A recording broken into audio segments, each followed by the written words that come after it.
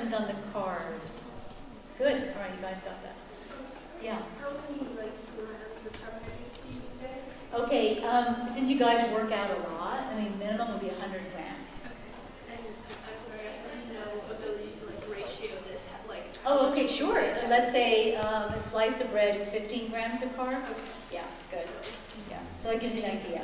So 2 slices of bread would be 30 grams of carbs. So yeah, that gives you a good idea. Okay, so great. All right, good. And half a cup of rice would be about 15 grams of carbs. Good. Or half a cup of oatmeal. Oatmeal is a really good source of carbs. That's a very healthy carb. All right, good. All right, so then we looked at protein, we looked at carbs. So let's look at fruit and vegetables. In addition to eating salads, it's very important to eat cooked vegetables as well. Because in salads, you don't get enough B vitamins or folic acid, which is one of the very important B vitamins. They're all important for energy production. So I always recommend people eating both salads as well as cooked vegetables.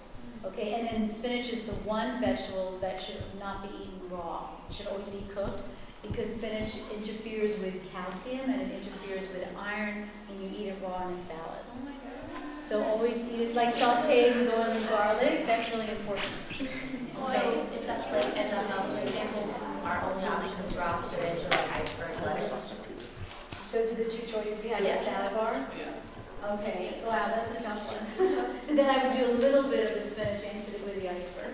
Okay. But I wouldn't do all the spinach. Or all iceberg. Just mix it too. You do a little bit, just do a little bit, don't do too much. Okay. But then if you have a choice of a cooked vegetable, then you're better off eating the cooked vegetable. So we don't have Spinach or broccoli.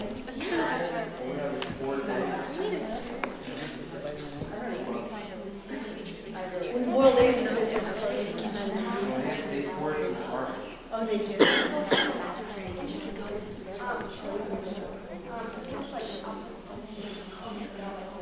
Yeah, that's fine, because that's cooked. Exactly, it's wilted, as long as the spinach is wilted. Yeah, exactly, good, you got it.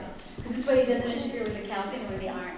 Because you know, to prevent injuries, you really need calcium, you need magnesium, and you need vitamin D. Okay? So, and vitamin D is an article that I have for all of you. It's a really good article about preventing injuries if you get adequate vitamin D levels. And I really encourage all of you to get, that's one blood test you all should do.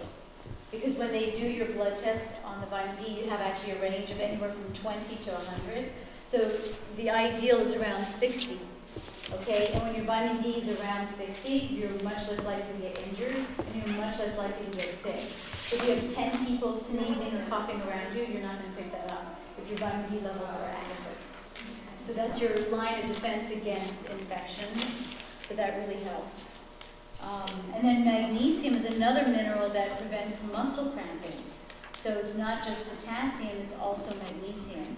And vegetables are a very good source of magnesium, but mostly cooked vegetables, not the salads. So that's why it's important to do both. And beans, if you like to eat beans, beans are also a good source of magnesium. Yes? I'm sorry, I'm one of the teachers here. Oh, sure. Hi. I'm behind you. Can I go back to vitamin D for a second? Because I was told by nutritionists also that the appropriate amount of sun exposure would also up my vitamin D level.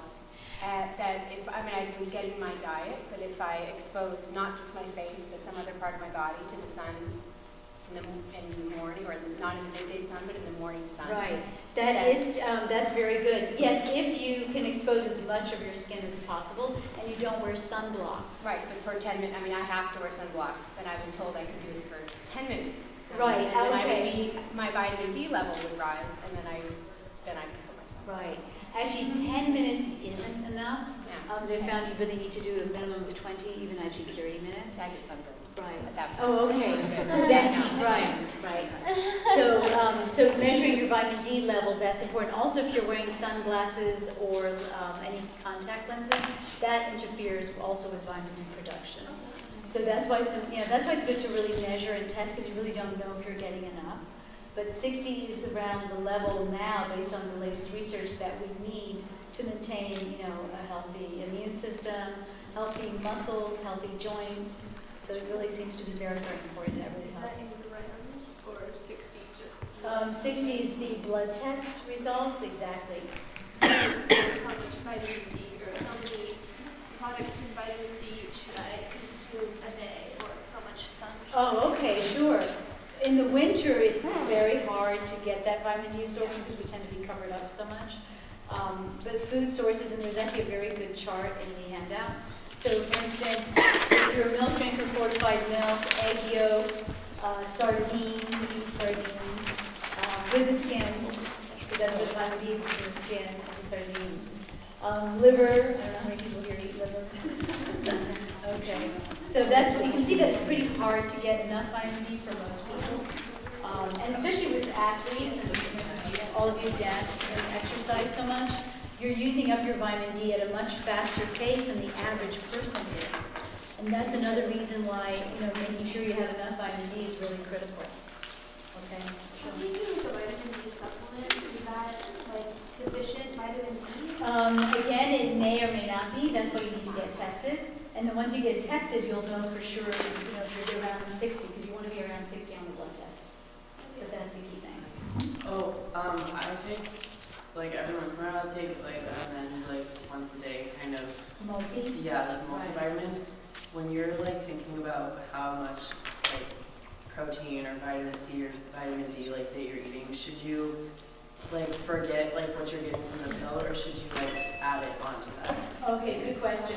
You don't get any protein in your multivitamins, so the protein's from your food. Right. But in terms of the vitamin D, again, once you get tested, you'll have a better idea if you need to, eat more foods of vitamin D or to supplement with vitamin D. Right. Right, exactly.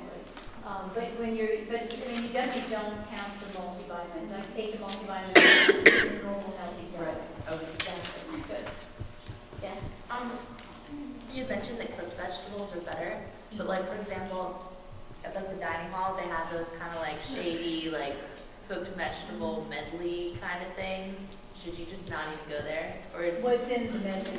well, you know what I mean? Like at schools, they have like little peas, and they got some, you know what that looks like? Right. So, you definitely should have a little bit of that. Okay. Yeah. Because you're getting more vitamins in that than you would normally get just in eating salad. It's important to eat salad because of the roughage and the fiber, but it doesn't give you all the nutrients you need. That's why it's important to do both. So a little bit of that would be good. Yeah, exactly.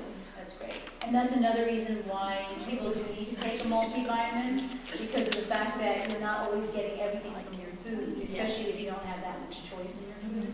So that becomes really, really important. At the very minimum, really a multi, and then for those of you who don't drink milk, then a calcium supplement. That's important as well. Okay. Yes.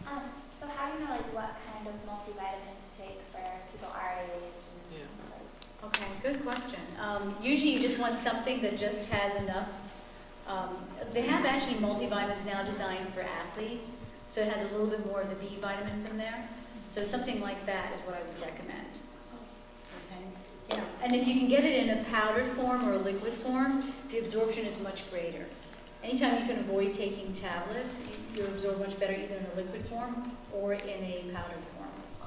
Or chewable, even a chewable form is good too.